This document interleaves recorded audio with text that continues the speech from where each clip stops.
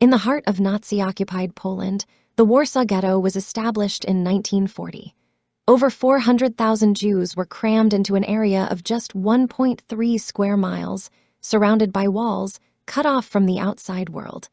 Life here was marked by hunger, disease, and the constant threat of death. By 1943, the ghetto was a place where survival was a daily battle. The Nazis planned the final solution, aiming to deport the remaining Jews to death camps like Treblinka. In January 1943, when the Nazis attempted one such operation, they met unexpected resistance. This small act of defiance was a precursor to the larger uprising, igniting hope among the oppressed. Leadership and organization were critical. Mordechai Anielewicz, a charismatic young leader, headed the Jewish Combat Organization, ZOB. Alongside him, the Jewish Military Union, ZZW, operated, led by figures like Paul Frankel. They worked covertly to gather arms, train fighters, and plan for the inevitable confrontation.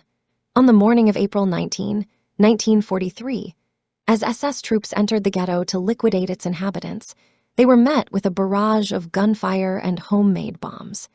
The uprising had begun, not as a planned mass revolt, but as a spontaneous act of resistance against the final deportation. The ghetto became a battlefield. Fighters, many of whom were teenagers or young adults, used every resource at their disposal. Molotov cocktails, crafted from scarce materials, rained down on German tanks.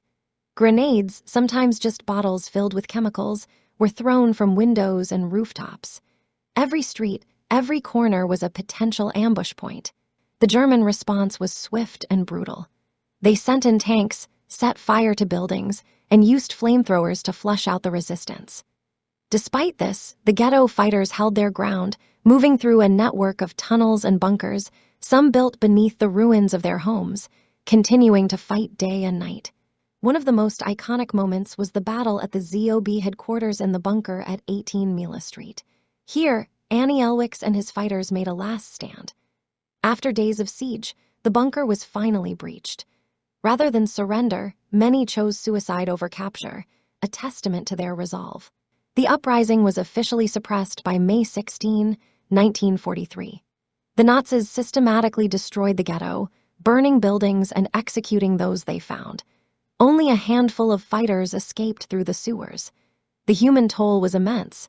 Most fighters perished, but their resistance had delayed the Nazis' plans and inspired others. The Warsaw Ghetto Uprising was not a military victory, but it was a monumental moral one.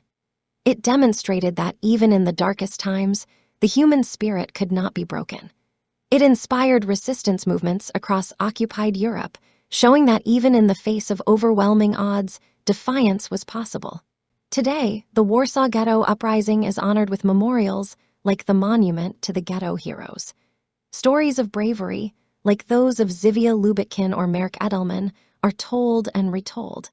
The uprising stands as a testament to the will to fight for dignity and freedom, urging us never to forget the lessons of history. It's a reminder that even in the darkest corners, there can be light, and in the most hopeless situations, there can be resistance.